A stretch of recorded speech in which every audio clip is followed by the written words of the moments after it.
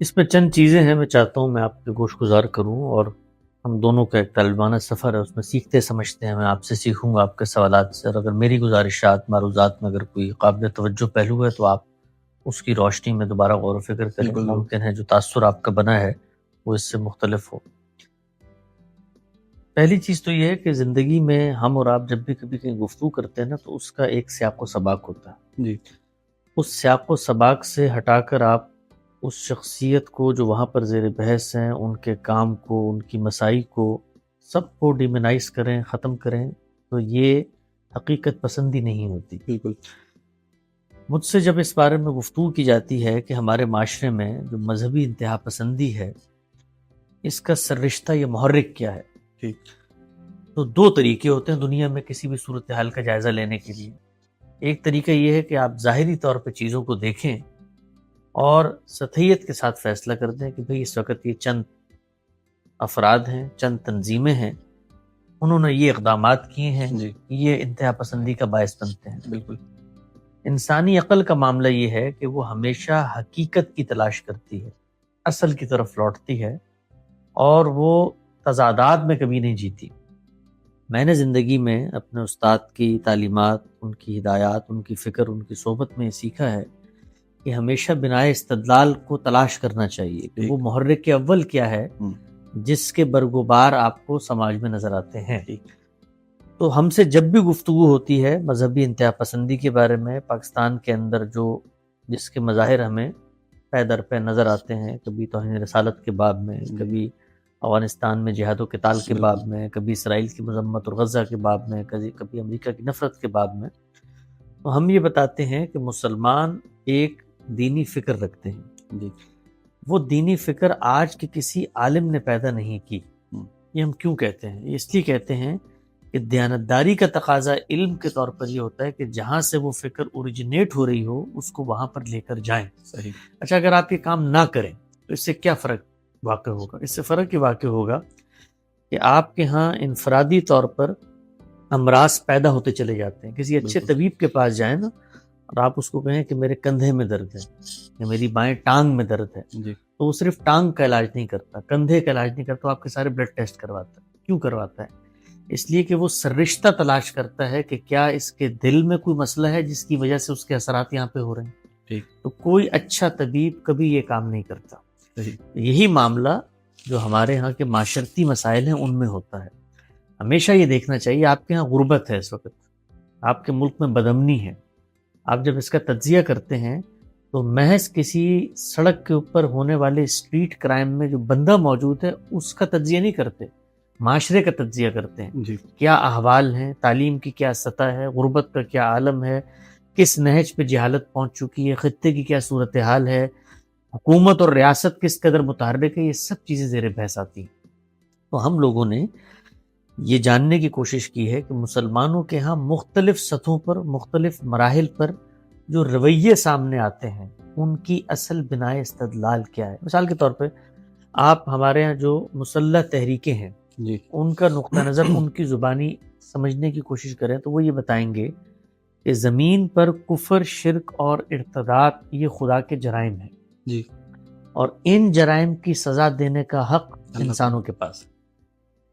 وہ یہ کہیں گے۔ ہوں، اگر اس سے کوئی مختلف بات وہ کہیں تو آپ آ کر مجھے بتائیے کہ جی آپ کسی کا نقطہ نظر بیان کر رہے ہیں، وہ یہ بات نہیں کہتے۔ یہ ہوتا ہے ہمارے ہاں بالعموم، جو لوگ سوسائٹی میں کسی تحریک کو لے کے اٹھتے ہیں اور اس کے اطلاق میں چیزوں کو کر رہے ہوتے ہیں، ان کی یہاں یہ کلیئرٹی نہیں ہوتی۔ وہ کارکنان ہوتے ہیں، وہ لوگ ہوتے ہیں جن کو ان کی لیڈرشپ نیریٹو دیتی ہے اور وہ پھر اس کو سیکنڈری نیریٹو میں۔ ہمیشہ دیکھنا چاہیے کہ کوئی بھی فکری تحریک ہے اس کا اصولی سررشتہ اور لٹریچر کہاں ہے۔ ٹھیک تو ہمارے ہاں جتنی مسلح تنظیمیں پیدا ہوئی ہیں اور جتنے سیاسی مذہبی گروہوں نے دنیا میں تبدیلی کی خواہش کا اظہار کیا ہے، اس کے پس پردہ ان کی یہ دینی فکر ہے۔ ٹھیک اسی طرح سے وہ یہ بیان کرتے ہیں کہ دنیا میں اعلاء کلمت اللہ کے لیے جہاد ہوگا، غلبہ دین کے لیے جہاد ہوگا۔ اب وہ غلبہ دین اپنی کونیٹیشن میں نیچے اترتے اترتے وزیرستان کے اندر اپنی بقا کی جنگ میں ڈھل گیا۔ تو بظاہر تو جنگ وانا میں ہو رہی ہے، بظاہر جنگ وزیرستان میں ہو رہی ہے، کندھار میں ہو رہی ہے، لیکن اگر آپ اس سے اوپر اٹھ کے دیکھیں تو آپ کو اندازہ ہو جائے گا. اچھا، آپ مجھے یہ چیزیں بتاتے ہیں لوگوں کو بظاہر سمجھ میں نہیں آتی. انسان چونکہ قریب کی نظر سے چیزوں کو دیکھتا ہے، ظاہر کی نظر سے چیزوں کو دیکھتا ہے، تو جو باطن کی چیزیں ہوتی ہیں، پس پردہ چیزیں ہوتی ہیں، وہ آسانی سے گرفت میں نہیں آتی. تو آپ یہ دیکھیے کہ اس کو گرفت میں لانے کا پھر یہ لوگ اہتمام کرتے ہیں. ان کو جب کہیں حکومت حاصل ہوتی ہے تو پھر یہ وہاں بیٹھ کر دنیا کے اندر اقدامات کا آغاز کر دیتے ہیں. ایسی آپ نے دیکھا کہ طالبان کو جس وقت حکومت حاصل ہوئی اور اس کے بعد ان لوگوں کے ساتھ مختلف گروہوں نے اپنی نظم تشکیل دیا تو وہ پھر دنیا کی طرف دوڑے.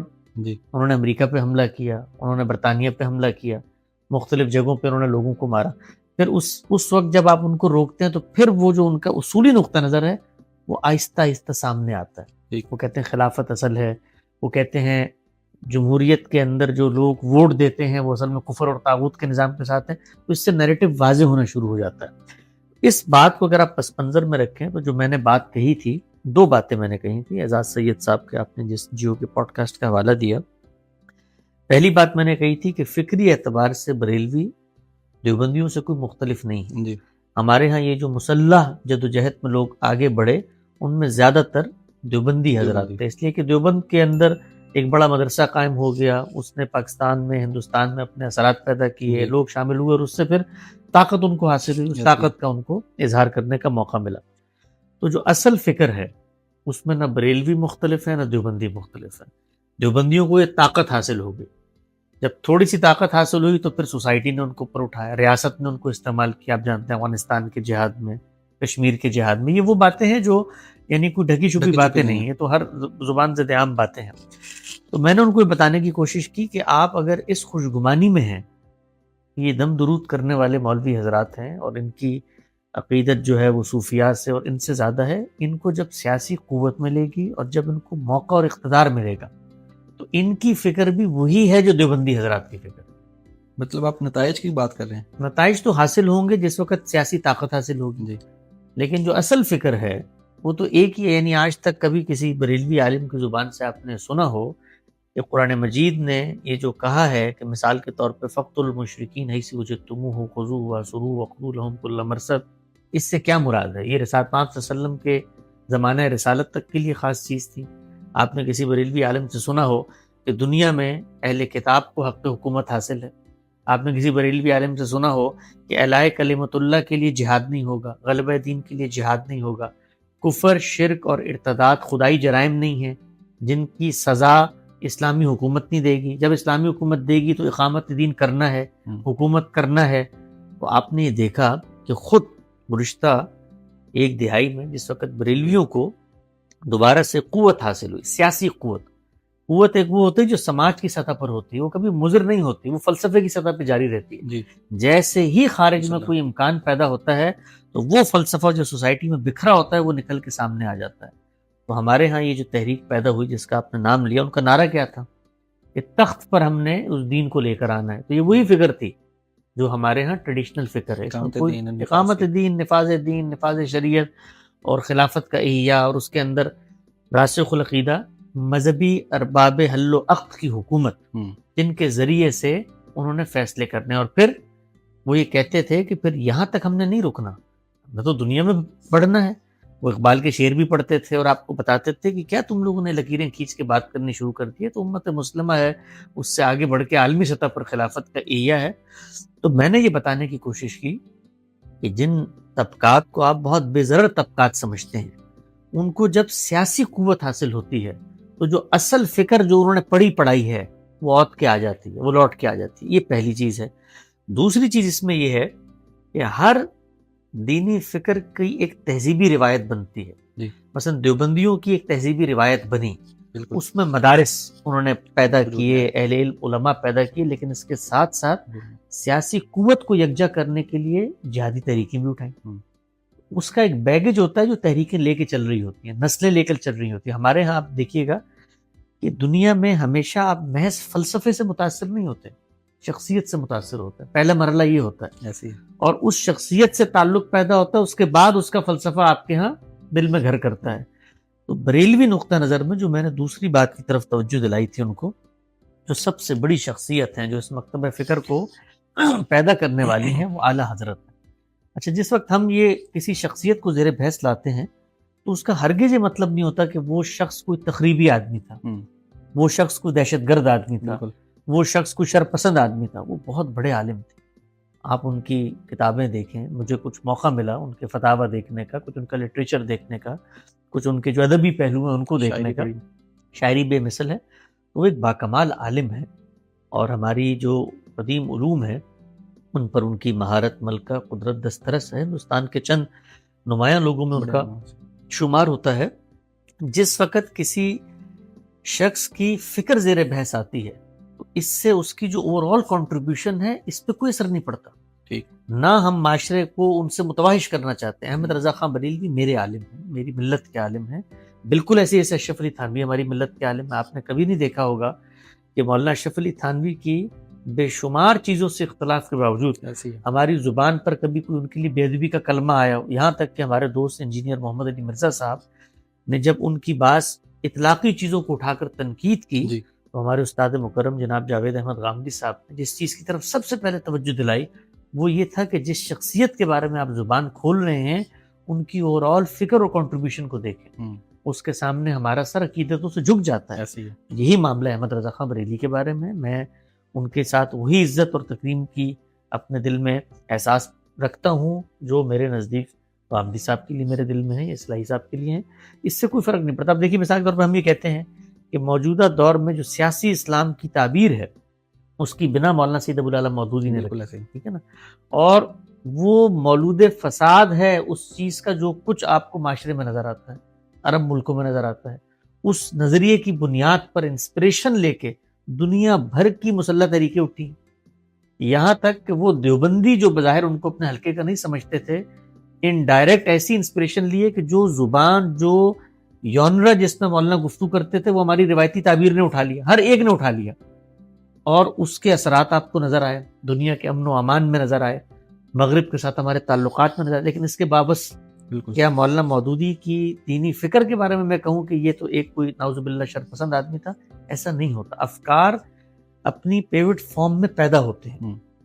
تو اعلیٰ حضرت کے ہاں جو ان کا فکری نشو نما ہے وہ جس پس منظر میں ہوئی ہے، میں یہ سمجھتا ہوں کہ جب تک بریلوی علماء کے ہاں وہ پس منظر اصول میں زیر بحث نہیں آتا اس وقت تک وقفے آئیں گے.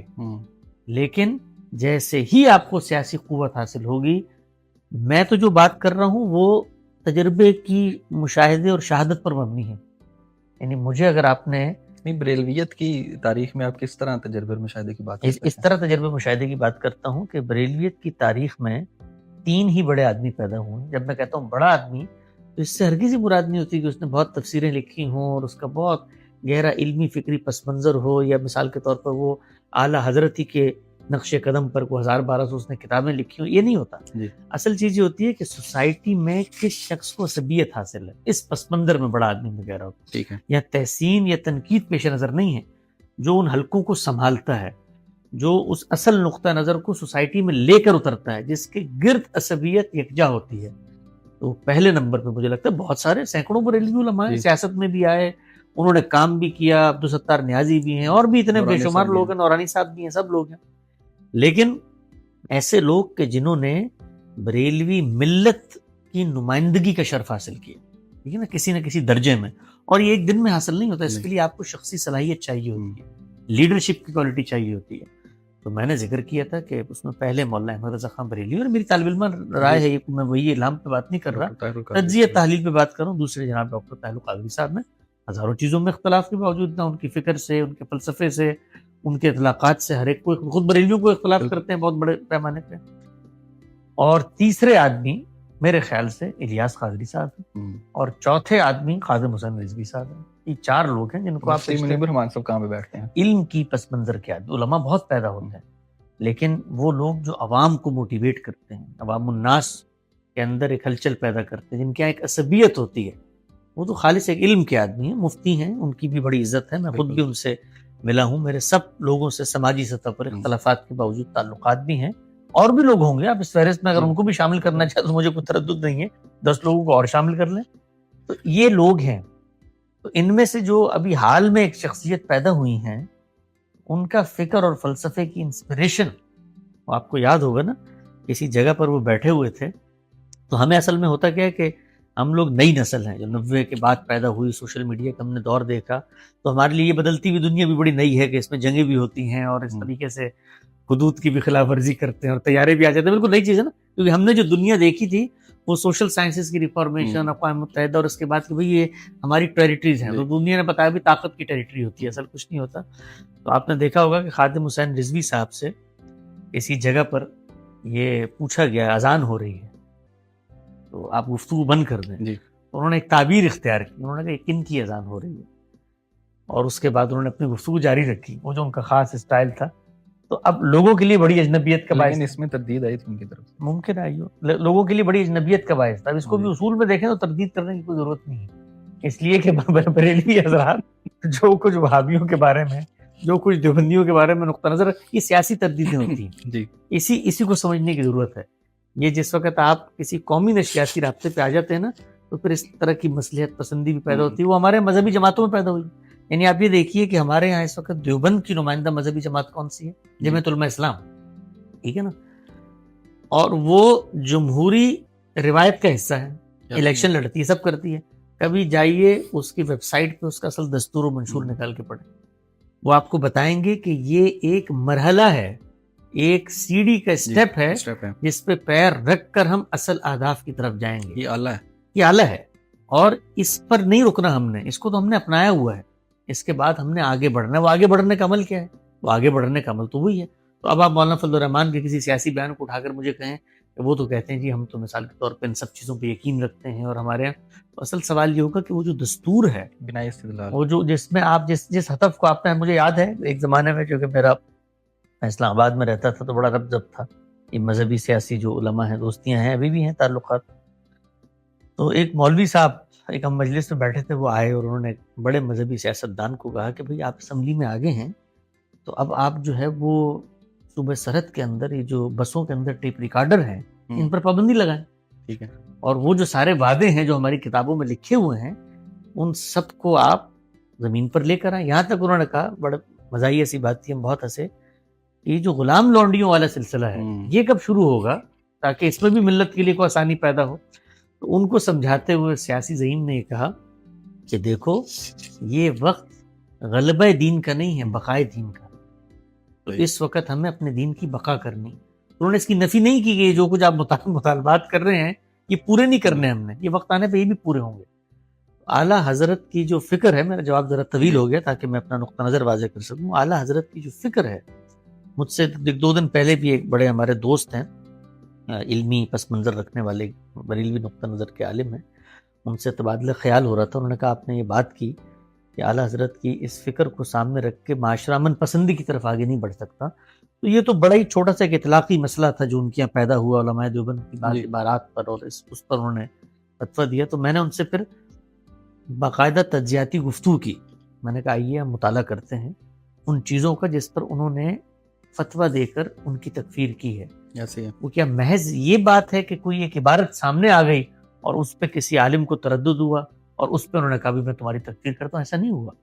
اس پر ان علماء دیوبند نے وضاحتیں دی, کتابیں لکھی, اور اس کے جواب میں کہا گیا کہ نہیں, ان کی یہ وضاحتیں, ان کی یہ تعویلیں, ان کی یہ کتابیں قابل قبول نہیں ہیں.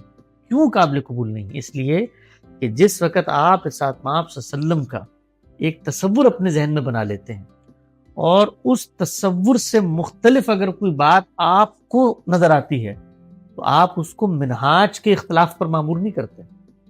مثلا میں ایک بات کہتا ہوں, میرے سامنے اسامہ بن لادن بیٹھ کر ایک بات کہے تو میں یہ بتاؤں گا کہ یہ اس کا منہاج مختلف ہے, اس کے اصول مختلف ہے, اس لیے یہ بات کر رہا ہے. میں اس کو غلط سمجھتا ہوں لیکن میں اس کو یہ مارجن دیتا ہوں کہ جب اس کے اصول یہ ہیں تو یہی نتیجہ نکلا. اگر میں اس کی جگہ ہوتا انہی اصولوں پہ تو یہ نتیجہ نکالتا. اعلیٰ حضرت یہ نہیں کہتے. وہ یہ کہتے ہیں کہ آپ چاروں معاملات کو دیکھ لیں جو ان کے یہاں پیدا ہوئے, جس کی بنیاد پر انہوں نے تکفیر کی ہے. اس میں ایک چھوٹی سی مثال کو لے لیں. مثال کے طور پہ اس میں تیسری چیز جس پر وہ زیر بحث لاتے ہیں وہ ارشاد پاک صلی اللہ علیہ وسلم کے علم غیب کی نوعیت ہے, جس پہ علماء دیوبند یہ کہتے ہیں کہ بھئی یہ تو اسی طرح حاصل ہے, یعنی یہ مستنبت ہے, یہ ذاتی نہیں ہے, یہ دیا گیا ہے اور یہ محدود ہے, عطائی ہے. تو اس میں تو وہ مثالیں دیتے ہیں، بچوں کو بھی بات ہم بتائیں تو ان کے بھی علم میں آ جاتی ہے. تو اب سوال یہ پیدا ہوا کہ ان کو اگر یہ گفتگو کرنی ہے تو وہ یہ کہیں گے بھائی یہ رسالت مآب صلی اللہ علیہ وسلم کے علم غیب کا ایک دوسرا تصور رکھتے ہیں. وہ کہتے ہیں نہیں، اگر آپ یہ تصور رکھتے ہیں جو آپ بیان کر رہے ہیں تو یہ رسول اللہ کی شان میں اہانت اور گستاخی ہوگی. یہ فرق ہے. تو آپ مجھے بتائیے کہ اگر یہ تصور ایک فکر کی بنیاد میں موجود ہو تو پھر میں یہ کہنے کی کیوں پوزیشن میں نہیں ہوں کہ اس کو جب کبھی معاشرے میں کبھی آپ نے یہ دیکھا ہو کہ کسی بریلوی عالم نے آگے بڑھ کے کہا ہو کہ اعلیٰ حضرت نے یہ جو منہاج اختیار کیا، اس کو ہمارے استاد بیان کرتے ہیں، آپ کے علم ہے نا کہ ہم یہ بتاتے ہیں کہ بھئی 4 ہی منہاج ہیں، سلفی ہے، فقی ہے، صوفی ہے، اور یہ عقیدت کا منہاج ہے. ایک 5واں ہمارا بھی ابھی وہ پیدائش کے مراحل میں ابھی پورا نہیں ہوا، تو کچھ عرصے بعد ہم اس کا بھی نام لے لیں گے. تو منہاج عقیدت ہے. اب منہاج عقیدت یہ کبھی بھی معاشرے کو من پسندی کی طرف نہیں جا سکتا، اس لیے کہ عقیدت علمی اور فکری مقدمہ نہیں ہوتا جس پہ آپ دوسرے کو مارجن دیں اختلاف رائے ہو سکتی. عقیدت ہوتی ہے جذبات پر مبنی، اور جذبات کو ہمیشہ ٹھیس پہنچتی ہے. آپ نے دیکھا ہوگا کہ جتنے توہین رسالت، توہین مذہب، توہین شاعر اسلام کے مقدمات درج ہوتے ہیں، اس کی کبھی FIR پڑھیں آپ، اس میں ایک جملہ لکھا ہوتا ہے ہمارے احساسات اور جذبات کو ٹھیس پہنچی ہے. تو اس پس منظر میں اگر آپ میری اس گفتگو کا تجزیہ کریں، میں نے یہ دراز نفسی سے کام اس لیے لیا کہ بالعموم جس وقت لمبے انٹرویوز ہوتے ہیں اس میں ایک اطلاقی سا سوال آتا ہے تو وہاں وضاحت کا موقع نہیں ہوتا. بالکل. تو میں نے وہاں پر تو چند سیکنڈ میں جواب دیا تھا. ابھی آپ نے استفسار کیا تو تفصیل سے آپ کی خدمت میں نے بات رکھی.